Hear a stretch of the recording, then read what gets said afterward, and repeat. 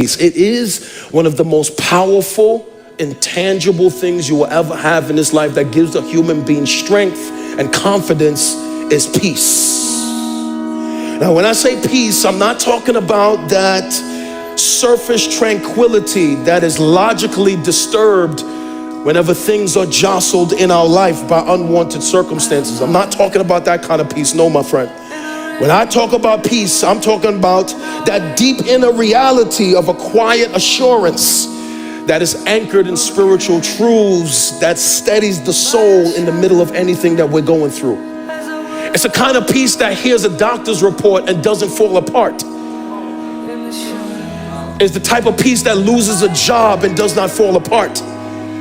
It's the type of peace that something blows up in your life, but it doesn't fall apart. It's the type of peace when you see somebody that should lose their mind in the middle of a circumstance, but has not lost their mind in the middle of circumstance. It's that kind of peace that's anchored in something much deeper than my circumstances.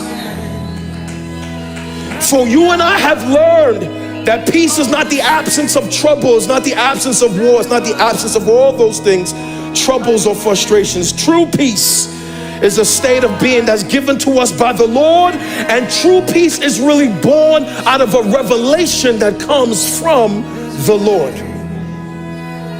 And what I realized the more I reflected on this promise of peace that God gives us, Isaiah 9:6, his name will be called Wonderful Counselor, Mighty God, Everlasting Father, and the Prince of Peace. But notice the prophet didn't call him the Prince of Convenience, or the Prince of Ease, or the Prince of Comfort, or the Prince of my preferences. Because a lot of times when God promises me peace, what I hear in translation is that God is promising me convenience, or God is promising me ease, or God is promising me my preference being met. It is impossible to experience peace when you are expecting perfection. But what I found out, I know many of you have seen this picture before, but for all those who didn't, I want you to get this image etched in your mind. I think this is what peace looks like more accurately. Will you put that picture up? Now, many of you have seen this picture and you're like, Pastor Mike, why would you show me a picture of raging water and all of this stuff going around? Right in the middle of this picture, there is a little bird who is now, I want you to think about it though. This bird flew there knowing all that was going on around it, but for some reason has found there to be safety in the midst of a storm.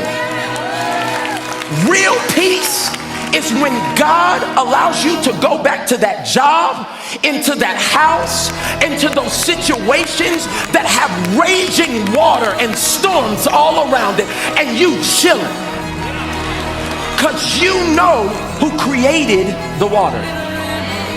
And many of you, you never find peace because peace to you is there being nothing around you that's going wrong. And what I found out is that God is the one that walks into situations that are jacked up, and he provides a level of calm, assurance, and a level of knowing that no matter what's going on around me, there is a God who is standing with me and will provide